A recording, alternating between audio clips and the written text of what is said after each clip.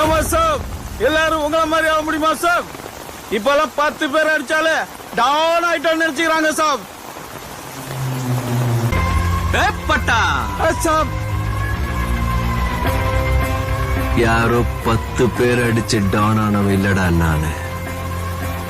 நான் அடிச்ச 10 பேரும் டவுனுங்க தான்.